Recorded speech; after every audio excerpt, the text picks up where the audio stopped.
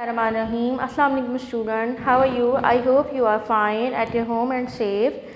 As we know, we have covered our SST midterm syllabus. Now we are going to revise our syllabus from the beginning of our midterm syllabus, and we will start this from the chapter number from your book, that is Know Your World 5, unit number 3. Your book page number is 40 and your topic is the journey toward Pakistan. Students, I am going to show you this one. Look at here. What is this? What is this? Yes, tell me, what is this? Yes, you are right. This is a map. What map? Which map? Yes, you are right. This is the map of Pakistan, because we are going to learn about journey of Pakistan. So we should aware about our map. This is our map. This is the map of Pakistan. Students, to make a new country or make a new state, it's not an easy task. जैसे आप जानते हैं, कोई छोटी सी चीज़ हमें बनानी होती है तो किस कदर मुश्किलात आती हैं हमें। तो ये तो पूरे एक स्टेट की बात है, पूरी एक कंट्री की बात है, वो भी ऐसी कंट्री जहाँ सबको फ्रीडम हो। हम सब फ्रीडम के साथ रहते हैं ना यहाँ। इसी तरह कोई भी देखें काम शुरू किया जाता है तो पहले स्टेप से शुरू किया जाता है, फिर वो जर्नी बढ़ती जाती है और उसके बहुत सारे स्टेप्स आते हैं। तो इसी तरह कुछ स्टेप मैंने भी अपने बोर्ड पे राइट किए हैं आपकी आसानी के लिए, ताकि ये स्टेप बाय स्टेप हम चीज़ें समझें कि हमने पाकिस्तान को किस तरह हासिल किया। So you can open your book, that is know your world 5. Book page number is 40. Look at here, book page number 40. I have written some points on my board. You can use your book. Number 1 is Sir Syed Ahmad Khan. Number 1 is Sir Syed Ahmad Khan. Who was Sir Syed Ahmad Khan? Can anybody guess? I hope you know them. You know him.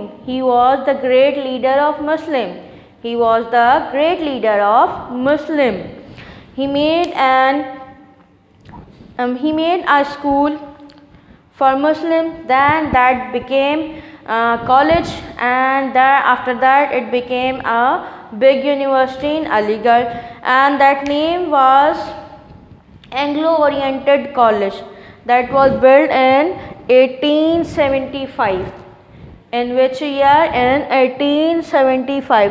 Sir Syed Ahmad Khan ने मुसलमानों को encourage किया, उनको हिम्मत दिलाई, उनके अंदर ये बात, उनके दिलों में ये बात पहुंचाई, उन्हें मोटिवेट किया कि वो तालीम हासिल करें। तालीम ही वो वाहिद रास्ता है जिससे कौमें उरूज पर जाती हैं, मीन्स उनका राइज़ होता है, वो दुनिया के अंदर अपना नाम पैदा करती हैं। इसी तरह अगर हम नहीं पढ़ेंगे स्टूडेंट्स, आप नहीं पढ़ेंगे, हम नहीं पढ़ेंगे तो हम पीछे रह जाएंगे।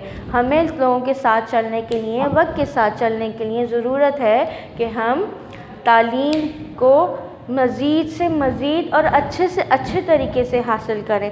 तो मुसलमानों में ये जज्बा सबसे पहले जो है, सब कॉन्टिनेंट के मुसलमानों में सबसे पहले ये जज्बा सर सैयद अहमद ख़ान ने उजागर किया कि वो मुसलमानों को, इसके लिए उन्होंने बहुत सारे काम किए, लेकिन उनका जो बेसिक और जो समझें टिप्स पे याद रहने वाला जो काम है वो ये कि उन्होंने एक तालीमी इदारा बनाया जिसमें मुसलमान जो आगे तरक्की करता गया और अब भी उसका दुनिया में बहुत नाम है।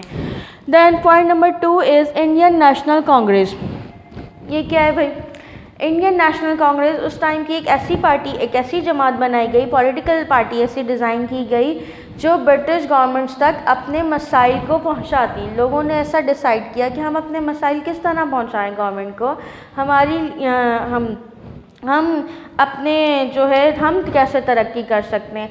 तो सब कॉन्टिनेंट के लोगों ने ये डिसाइड किया और उसके बाद एक पार्टी डिज़ाइन की, उसका नाम था Indian National Congress. that was founded in 1885. In which year? In 1885.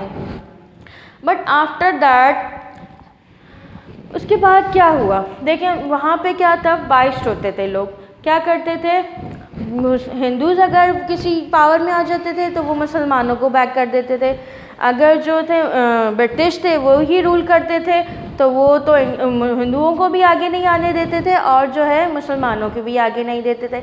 इसी मसले से निपटने के लिए उन्होंने क्या किया, एक पार्टी डिज़ाइन की, मगर उसमें भी लोग बाइस्ड हो गए। उन्होंने क्या किया, उन्होंने सिर्फ हिंदुओं को फेवर करना शुरू किया, मुसलमानों को फेवर बिल्कुल नहीं करते थे, उनके राइट्स के लिए बात नहीं करते थे।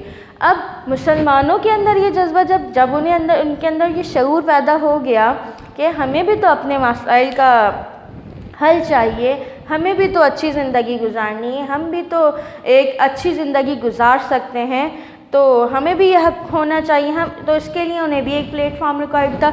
वो क्या था, उन्होंने भी एक पार्टी डिज़ाइन की, पॉलिटिकल पार्टी थी, उसका नाम था all India Muslim league. That was built in 1906 में एक पार्टी डिज़ाइन की, उसका नाम रखा गया ऑल इंडिया मुस्लिम लीग। उसके बाद क्या हुआ, दो पार्टीज़ हो गई जो अपने अपने मसाइल ब्रिटिश गवर्नमेंट के सामने, एक फर्स्ट कौन सी थी, इंडियन नेशनल कांग्रेस, और second Indian all India Muslim league. Indian National Congress कब बनी, 1885 में, और ऑल इंडिया मुस्लिम लीग कब बनी, 1906 में। First Quaid-e Azam join Indian National Congress, but after some time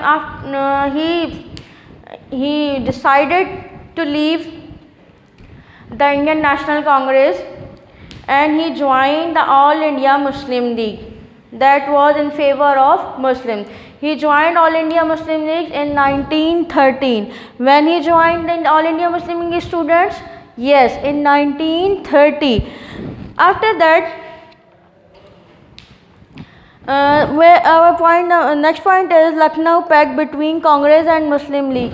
Lucknow pact क्या था? लखनऊ पैक्ट एक ऐसा मुआहदा था जो इंडियन मुस्लिम लीग्स और इंडियन नेशनल कांग्रेस के दरमियान में हुआ था, दो पार्टीज़ के दरमियान में हुआ था, यानी जो दो पार्टीज़ बड़ी जमातों को रिप्रेजेंट करती थी, यानी मुसलमानों को और हिंदुओं को, उन्होंने मिलकर एक जो है पैक्ट तैयार किया, उसे कहते हैं लखनऊ पैक्ट। वो कब बना, वो कब हुआ था? वो एक इट्स अ एग्रीमेंट बिटवीन, मतलब एक रूल्स एंड आप सेट ऑफ रूल्स कह लें कि वो एग्रीमेंट हुआ था किसके दरमियान, मुसलमानों के दरमियान और हिंदुओं के दरमियान, यानी दो बड़ी जमातों के दरमियान, इंडियन नेशनल कांग्रेस के दरमियान और ऑल इंडिया मुस्लिम लीग के दरमियान। तो क्या हुआ, उसमें भी बहुत सारे ऐसे पॉइंट्स हिंदुओं ने ऐसे रख दिए थे जो मुसलमानों को फेवर नहीं करते थे, और वो कब गए थे, 1928 में वो पैक्ट हुआ था। उसके बाद कायदे आज़म ने मुसलमानों के फेवर में भी कुछ पॉइंट्स दिए, उन्हें कायदे आज़म 14 पॉइंट्स कहा जाता है। आम ज़माने में उसे कायदे आज़म के 14 नुकात और प्रॉपर कहें तो हम जो है 14 पॉइंट्स इसे कायदे आज़म के कहते हैं, और ये कब दिए थे, कायदे आज़म ने 1929 में दिए थे। इसके बाद एक बड़ा जलसा हुआ जिसमें एड्रेस किया अल्लामा इकबाल ने 1930 में अल्लामा इकबाल ने इलाहाबाद में एक एड्रेस किया जिसे खुतबा या जलसा कहते हैं। उसमें वो मंटू पार्क में वो बहुत बड़ा जलसा था, और इसके बाद मतलब प्रोसेस है पूरा स्टेप बाय स्टेप। देखिए अगर मैं सफ़र शुरू करूं तो सफ़र ऐसे होता है ना, पहले मेरी एक मंजिल होती है, दूसरी मंजिल होती है, तीसरी मंजिल, इस तरह मैं चलती जाती हूँ, एट द एंड पॉइंट मैं अपनी डेस्टिनी पे पहुँच जाती हूँ। इसी तरह ये पॉइंट्स आपको बता रहे हैं कि आपने सफ़र कहाँ से शुरू किया और आप चलते गए। I am just describing you these point here.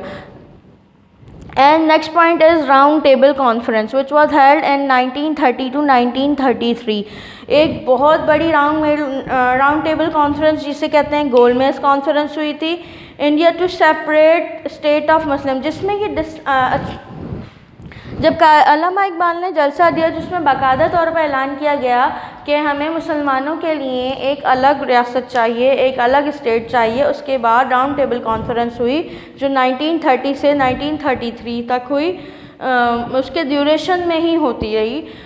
उसके बाद क्या हुआ, उसके बाद एक सब ने मिलकर मुश्तरका फ़ैसला किया एक न्यू कॉन्स्टिट्यूशन राइज़ किया जाए। जो कॉन्स्टिट्यूशन मीन्स क्या आती है, अ सेट ऑफ लॉ जिसमें बहुत सारे लॉज होते हैं जो डिस्क्राइब कर रहे होते हैं कि किस किस का क्या राइट है और किसका क्या राइट नहीं है, किसकी क्या लिमिट है और किसकी क्या लिमिट नहीं है। वो कब दिया गया, वो ना 1935 में, जिसमें ये बताया गया कि रूल तो पावर तो ब्रिटिश गवर्नमेंट के पास ही होगी, मगर गवर्नमेंट रन करेगी गवर्नमेंट जो रन करेंगे वो इंडियंस ही रन करेंगे, मतलब वहाँ के अपने लोग रन करेंगे। लेकिन उसमें भी है कि हिंदू बाइस हो जाते हैं तो मुसलमानों को फिर से तकलीफ़ का सामना करना पड़ा। देन क्या हुआ, Lahore resolution was passed. And next point is Lahore resolution was pass. कब हुआ था, 1940 में। कब हुआ स्टूडेंट, 1940 में लाहौर रेजोल्यूशन पास हुआ। उसमें क्या डिमांड किया था, उसमें मुसलमानों ने डिमांड किया कि हमारे जो मेजॉरिटी एरियाज़ हैं जिसमें मुसलमानों की तादाद ज़्यादा है वो एरियाज़ सेपरेट किए जाएं और उन्हें एक अलग रियासत जो है उनकी शक्ल दी जाए। देन क्या हुआ, as a result election were held. Next point elections करवाए गए 1945 टू 46 में, और आइडेंटिफाई किया गया कि कौन कौन से एरियाज़ जो हैं जो मुसलमानों के मेजॉरिटी वाले ज़्यादा एरियाज़ हैं। देन क्या हुआ, उसके बाद फाइनली वी गॉट, ये कहने में छोटी बात है मगर हकीकतन बहुत ज़्यादा बड़ी और मुश्किलात से ये भरा सफ़र था। Then we got this a new state, that is Pakistan. I hope you can you understand that how much problems we have faced to get this, and our duty is now to save this and work hard for our country. Thank you.